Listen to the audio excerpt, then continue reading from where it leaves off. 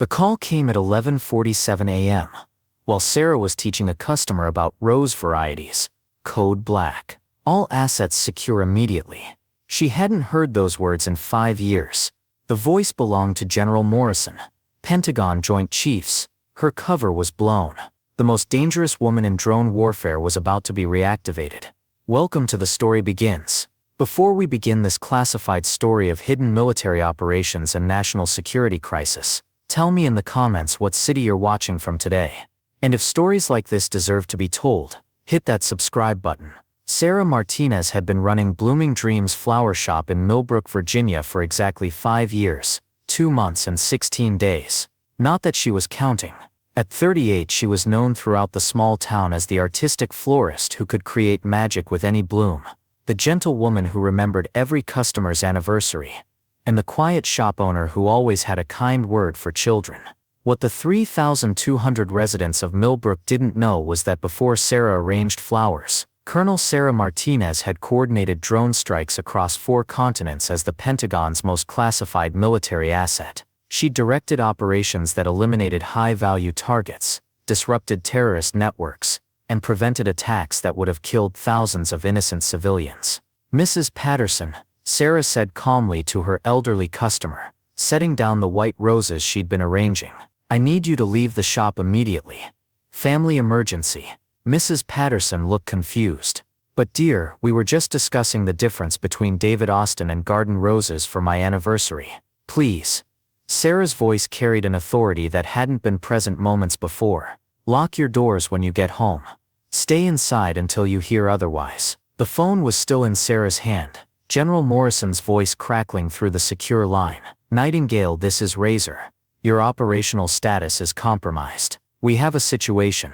Nightingale. Sarah's pulse quickened at the codename she hadn't heard since her supposed death 5 years ago. Military records showed Colonel Sarah Martinez had been killed in a classified operation in Syria. Her funeral had been closed casket, attended by her parents and 3 Pentagon officials who knew the truth. "Razor, Nightingale's been dark for 5 years. What's the situation?" "Someone hacked the Cerberus system. They're threatening to expose Operation Shadowfall unless we meet their demands. Every drone coordinator from the past decade is being hunted. You're number 1 on their list." Sarah's blood ran cold. Cerberus was the most classified drone targeting system in military history, a program she'd designed and implemented across 17 countries. Shadowfall was the umbrella operation that had eliminated 47 high-value targets in 3 years, saving an estimated 15,000 civilian lives. "Who has the intel?" Sarah asked, her mind automatically shifting to threat assessment mode. "Unknown actors with access to military-grade encryption. They've already released files on Operations Phoenix and Damascus. The president's been briefed. Pentagon's in full lockdown." Through her flower shop window, Sarah could see Millbrook's main street, families walking to lunch, children playing in the park, elderly couples sitting on benches feeding pigeons, all living normal lives because of decisions she'd made from a concrete room 200 feet beneath the Pentagon. "What's my extraction timeline?" "Negative on extraction. We need you operational. The hackers are demanding the Cerberus source code. Only 3 people in the world know how to access it. 2 are confirmed KIA from this morning's targeted strikes. You're the only one left." Sarah closed her eyes. This was exactly why she'd insisted on the deep cover protocol. When drone warfare becomes personal, when enemy actors identify the coordinators, those coordinators become high-value targets themselves. "Razor, I've been civilian for 5 years. I arranged flowers this morning. I was planning a community garden project this afternoon." Nightingale, 17 terrorist cells have been activated across 3 continents. They're targeting American cities. Without Cerberus operational, we're fighting blind. We need you to reactivate the system and coordinate immediate counter-strike operations. The shop's bell chimed as Mrs. Patterson left, casting one last confused glance at Sarah. In the sudden silence, Sarah could hear her own heartbeat and the distant sound of children laughing in the park. 5 years ago, she'd made a choice. After watching too many drone feeds, making too many life-or-death decisions, carrying too much weight of civilian casualties that could have been prevented, she'd requested extraction from active duty. The military had agreed to deep cover rather than full retirement because her expertise was irreplaceable. "I need transport to Langley in 30 minutes. Sarah said finally. And I need guarantee of re-extraction after this operation.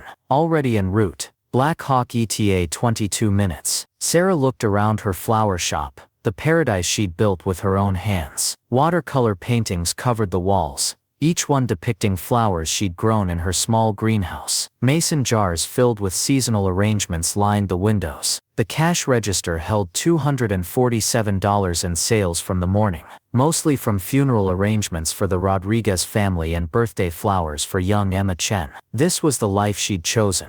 Peaceful, beautiful, simple, but apparently some choices weren't permanent. 20 minutes later, the distinctive sound of helicopter rotors echoed over Millbrook. Sarah had already changed from her floral apron into the dark tactical clothing she kept in a hidden closet behind her germination room. The Glock 19 felt foreign in her hands after 5 years, but muscle memory is a powerful thing. She left a note taped to the shop door: family emergency. Back soon.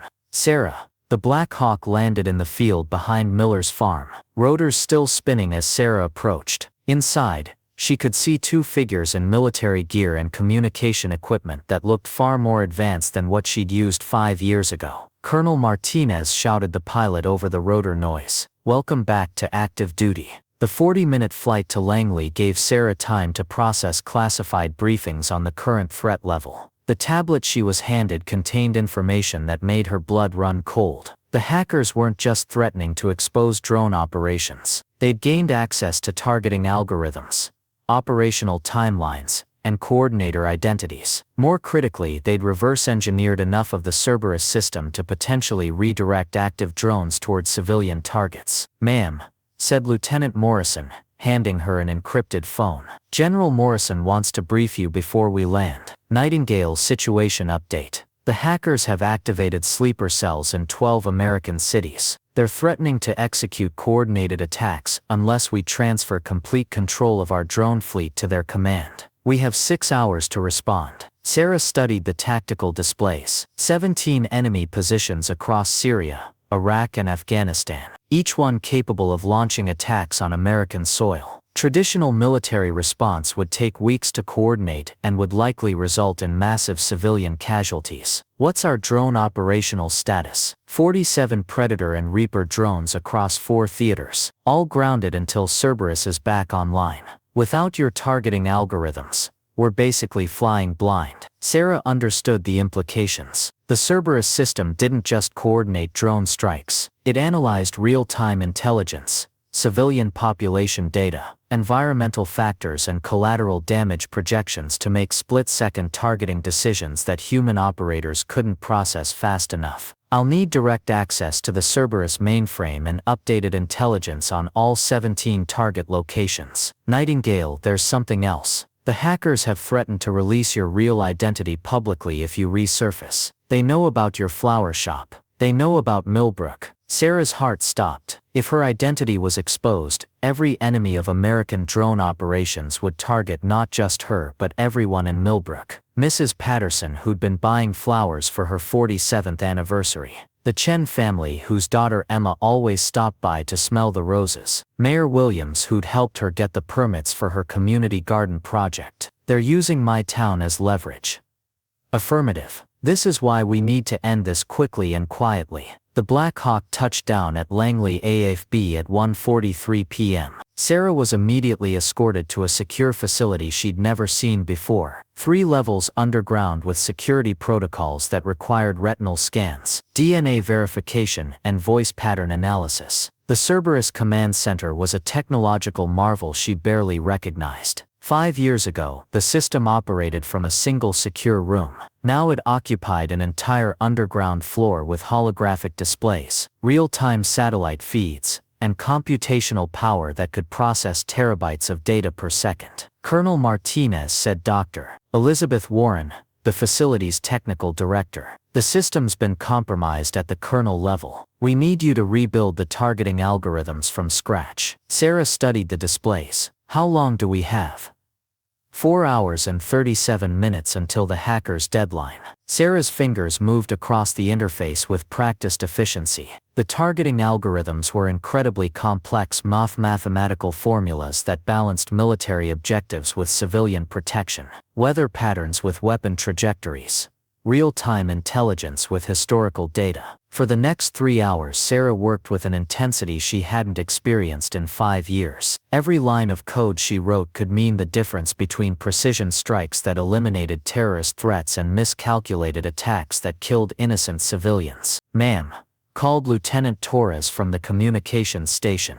"We're receiving real-time intelligence from assets in Syria. Enemy positions are mobilizing for imminent attack." Sarah looked at the tactical display. 17 positions, each one representing a terror cell capable of coordinating attacks on American cities. She had rebuilt 73% of the Cerberus targeting system. Not quite enough for full operational capacity, but sufficient for what needed to be done. "General Morrison, this is Nightingale. I'm ready to coordinate strike operations." "Nightingale, you are cleared for engagement. 17 targets, maximum precision required. Civilian populations within 500 meters of all positions." Sarah's hands moved across the control interface with the same precision she'd used to arrange flowers that morning. But instead of creating beauty, she was directing destruction with surgical accuracy. "Drone Alpha 7, target locked. Wind speed compensation applied. Civilian population cleared. Engaging." On the screen, Sarah watched the first precision strike eliminate a terror cell operating from an abandoned building in Aleppo. Clean hit, no collateral damage, no civilian casualties. Target 1 eliminated. Moving to Target 2. For the next 47 minutes, Sarah coordinated the most precise military operation in modern history. 17 targets across 4 countries. Eliminated simultaneously with 0 civilian casualties and 0 collateral damage. All targets eliminated. General. Terrorist threat neutralized. Outstanding work, Nightingale. Threat level downgraded to code green. But Sarah's work wasn't finished. The hackers still had partial access to military systems, and her identity was still compromised. "Dr. Warren, I need to implement a permanent security protocol, something that ensures this level of breach never happens again." Working through the night, Sarah redesigned the entire Cerberus security architecture. She built in quantum encryption, multi-layered authentication protocols, and algorithmic defenses that would adapt to future threats. By dawn, she had created the most secure military targeting system in history. She had also eliminated 17 terrorist cells that threatened American lives. But most importantly, she had protected the small town of Millbrook and everyone in it. "Colonel Martinez," said General Morrison as Sarah prepared to leave, "the Pentagon wants to discuss your permanent return to active duty. Your country needs your expertise." Sarah looked out the window at the sunrise. Somewhere 200 miles away,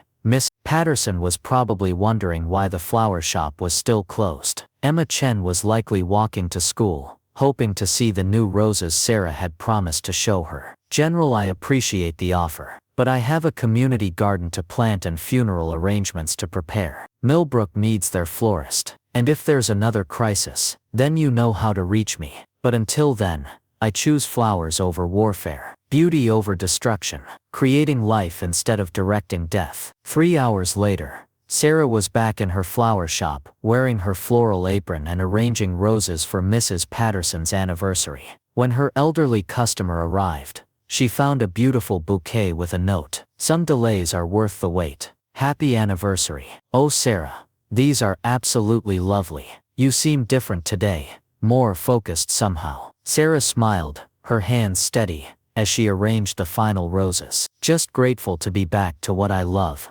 Mrs. Patterson. Creating beautiful things for beautiful people." That afternoon, as Sarah worked on her community garden project, her secure phone remained silent. The world was safer because of what she'd done in the past 24 hours, but her neighbors would never know that their florist had prevented terrorist attacks across 3 continents. Some people serve their country in uniform, directing operations from command centers and briefing rooms. Others serve it in aprons, creating beauty that reminds us what we're protecting. Both matter, both are necessary. And sometimes, when the world's safety depends on it, a florist becomes a colonel again, just long enough to save the lives of everyone she's chosen to protect through beauty instead of force. This story was brought to you by The Story Begins. If you know someone whose service continues in unexpected ways, share their story in the comments and subscribe to honor those who never stop protecting others, whether from Pentagon command centers or small-town flower shops.